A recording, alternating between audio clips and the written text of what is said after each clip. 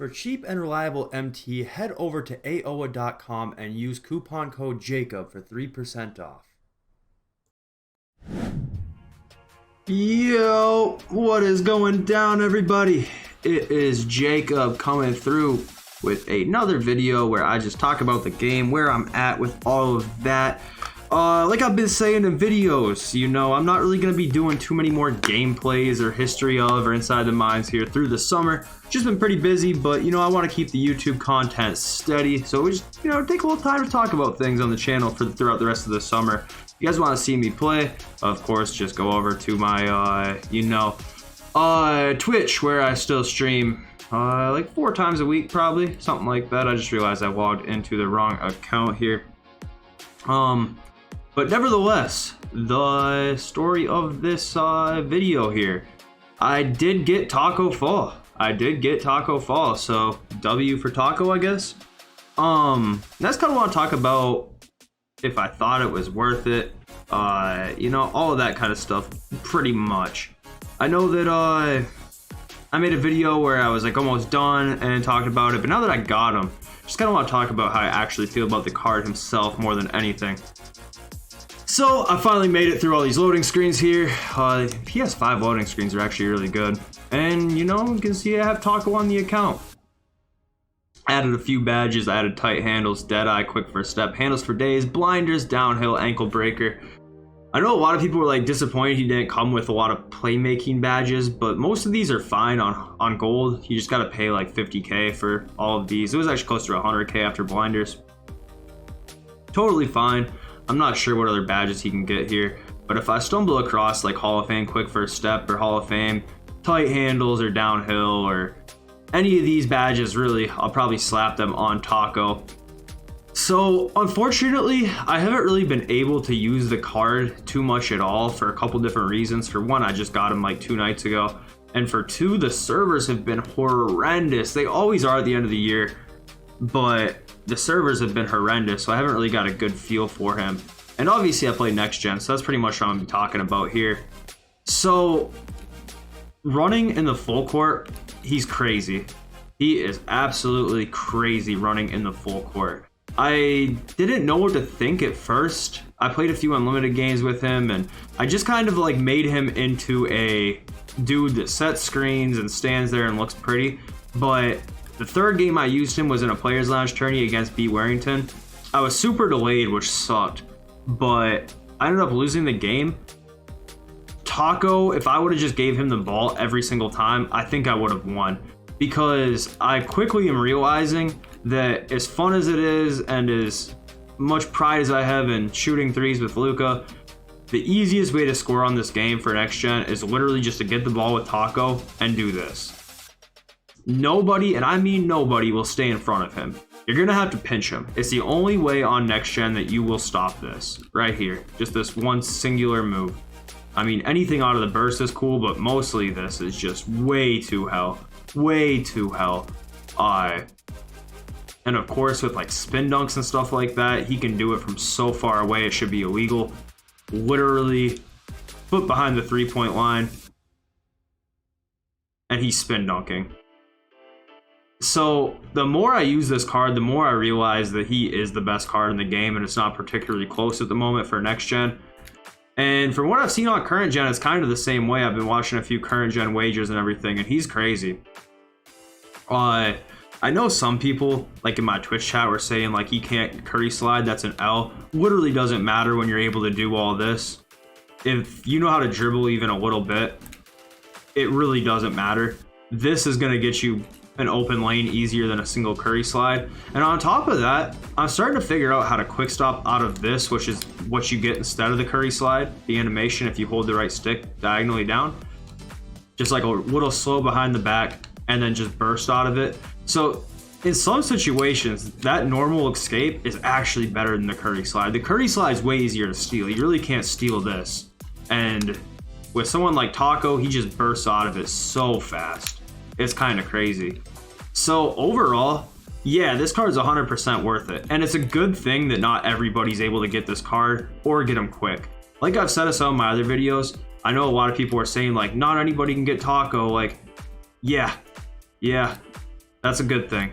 Trust me, you don't want to play this every time you load into Unlimited. Trust me when I say it's a good thing they made it as hard as they did, because if everybody got this card for free, it would be absolutely ruined trying to play. Obviously, a lot of people will get him, especially in the competitive scene and everything like that, but I just wouldn't want to have to come up against this card all the time, because just look at the way he's moving. It's not even fair. It really isn't. Like, the first couple games I played him, I just kind of like used him as a guy to like set screens and played with him kind of how I play with somebody like Dikembe Mutombo. But once you realize and set your pride aside what this card can do, it's over. It's genuinely over. I know a lot of people complain about the hot spots, especially the current gen guys, but this jump shot's butter. I don't know about on current gen, I really can't speak for that, but it's very easy to green on next gen. It's very, very easy to green. It's Thon's jump shot. I like Thon's jump shot, and on Taco it feels about the same. It feels about the same, even without the hot spots. Obviously, I'm not doing a very good job of greening right now. Not really sure why. I'm shooting like a bunch of earlies, but in game, really not messing with him too much. He gets sharp badge, but honestly, with the way I use him, I wish I could get something else on him. Like, if I could get slashing badge on him, that would just be ridiculous. If I could get playmaking badge on him, good lord.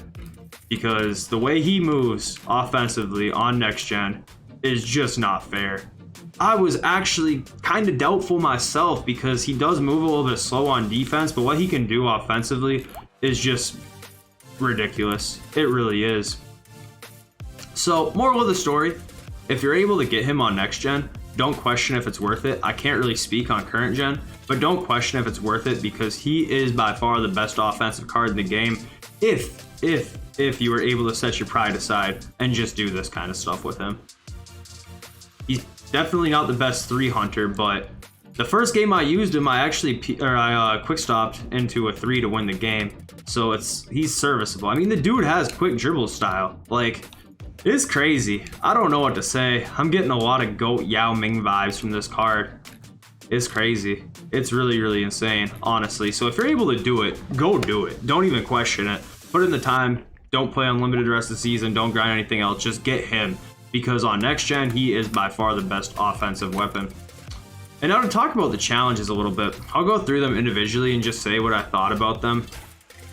Give like as much input on them as I possibly can.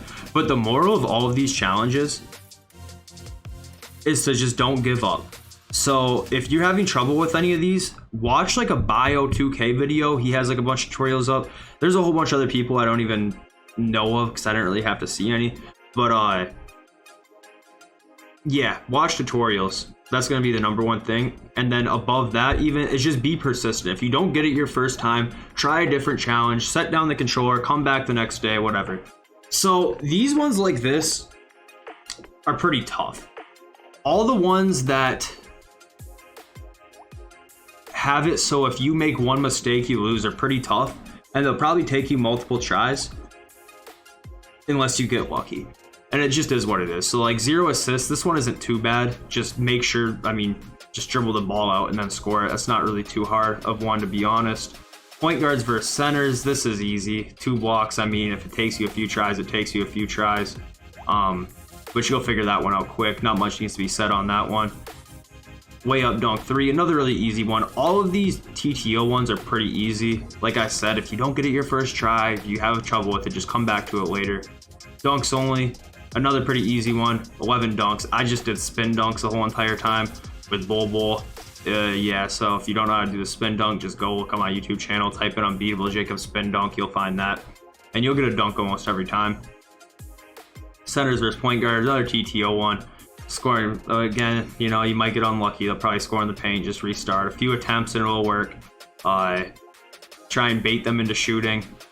Figure out, yeah, it's against like John Wall, Derrick Rose. Just bait them into shooting. Use like Mirasan and just hard off ball in the paint and contest if they run in there.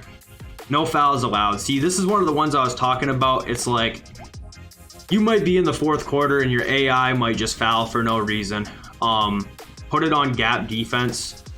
Put your on-ball and off-ball pressure to gap and just hope for the best. This took me a few tries.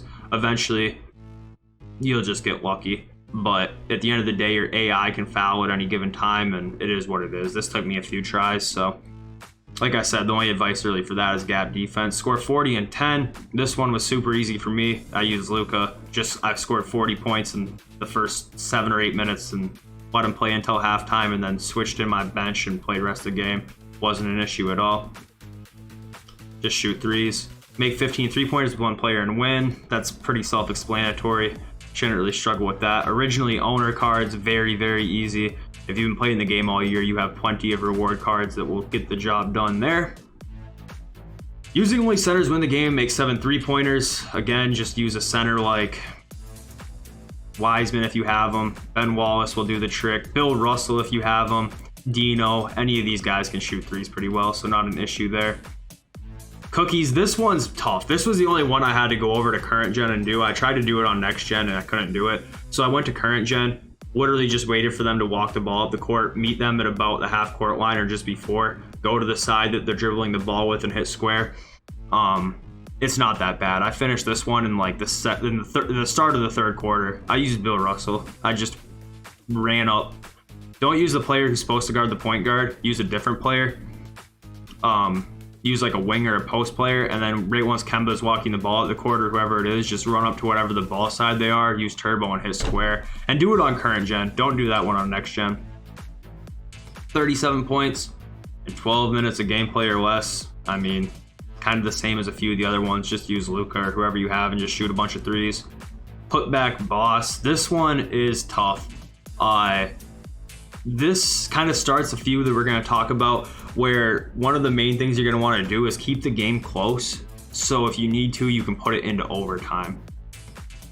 If you go up by, make sure you're up by like 4 points and then just foul them until they tie it up and then go into overtime, and then just try and get rebounds and pass it out and score with the same player. Don't try and go right back up with it. Like whoever you're using for the rebounder, you know, don't just use the rebounder to score with it. Say you get an offensive rebound with Bull or something like that. Have like a designated player that you're going to kick the ball back out to, reset, 5 out, and then score with. And if it gets bad, just go into overtime with it. 3 minutes or less for TTO. This one was easy. First try. Just made a bunch of threes with Luka and flopped on defense. 8 shots or less. With the game without attempting more than 8 shots, win the game by 8 or more points. Same exact idea. Just shoot threes, don't miss. If you do, just try it again. Invincible face-off, the iconic one here. Yeah, I just ran Hawks 13 or Heat 13 playbook, quick horns 4 to Buddy Hield every single time down the court, and I got the job done after a lot of trying. Yup, this one is difficult. Watch tutorials. You're gonna want to run plays. You're gonna want to do it on next gen if you can. There's a few different ways you can beat it. I recommend using plays, the same play every time. Wilt's 100 in the paint. Again, I just did a bunch of spin dunks with Bull. That's how I did that one. Just spin dunk after spin dunk with Bull. Call a timeout, call a timeout, call a timeout. Get a stand on the back and just keep doing it. Free throws, this one was tough. Another one where you just want to put it into overtime if you have to. Just put it into overtime if you don't have your free throws. Just foul them at the end of the game until they catch up and put it into overtime if you don't have enough free throws. 68-point win, self-explanatory. Game's really long. This is another one of the ones where you can easily just screw it up. Well, the AI might screw it up for you. I ran plays for this one too. Same thing as the Invincible one. I just ran Hawks 13 or Heat 13 playbook, quick horns 4 flare every time down the court, and they managed to not steal the ball at all when I was passing it. So that's how I did that one. Triple threat 7 for 7. 7 3-pointers while shooting 100%. Just use your best shooter. If you miss a shot, restart. Not rocket science there. 20-20-20. This is one where I had to go into like double overtime. I used Dikembe Mutombo. He was going to be the easiest guy on my court to get the rebounds, and the assists and the points were pretty simple. Deny the Invincible. For this one here, just use the best Ruby cards you can. They're mostly all pretty cheap. 200 points. It's on rookie. Just bomb 3-pointers. 17 blocks. I had to go into 8 overtimes to get this done. 8 overtimes. If I can sit here and make it through 8 overtimes to get these blocks, you can too. Because I was getting impatient. Win the game by 20 points. This is the one for Wiseman. If they score, just restart. If you can't figure it out, just keep restarting, come back and try it later. That's all you can do. They're going to score the ball. You're going to get some fake animations. You'll eventually get lucky. Wilt's 55 boards. I bought George Mirasan for this challenge and had to go into overtime. I recommend you use George Mirasan as well and purposely miss shots off the pick and roll.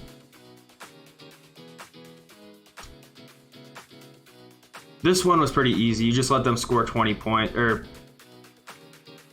win the game by 3 points while letting your opponent score 20 points. Yeah, you just let them score and then hit a 3-pointer. Not exactly rocket science there. This one was brutal too. Just milk the clock. Every time you get the ball, wait until there's 2 seconds left on the clock and then run to the rim and dunk it so that you don't risk any fast break points. Don't shoot any 3-pointers. Just wait until there's about 4 seconds left on the shot clock, run at the hoop and dunk it. The pace of the game will slow right down and they won't have a chance for any fast break points. It's really boring though. And 9 for 9, this one took me forever too. I had to run the same plays. I just used the Hawks or Heat 13 playbook, quick horns, 4 flare, and Luka eventually made 9 in a row. So yeah, they're all doable. If I can do it, you can too. And if you need help with any challenges individually, DM me on Twitter, because I highly recommend you get this Taco Fall card if you plan on playing the game like that for the rest of the 2 months of the game cycle. If you don't really plan on playing the game that much, which is probably a good idea considering it's summer, until the next 2K22 comes out, it's not a big deal, but just know if you get this card, he's the damn best. His defense, he does move a little slow, but offensively, if you just set your pride aside and run at the bucket, you will score it almost every single time. So yeah, that's it. I'm happy I got him, man. He's really worth it. I mean, it depends. I hate the term worth it in 2K because what's worth it for me might not be worth it for you, considering how much MT you have, how much you play the game, what you do while you play the game. If you're a triple threat player, if you're an offline player, if you're a guy that wagers, it's all gonna mean different things for what's worth it and what's not. But I'd say in general, if you just want to talk about how good a card is, he is worth it. So yeah, anyways guys, that's pretty much it, and I'm gonna get up out of here.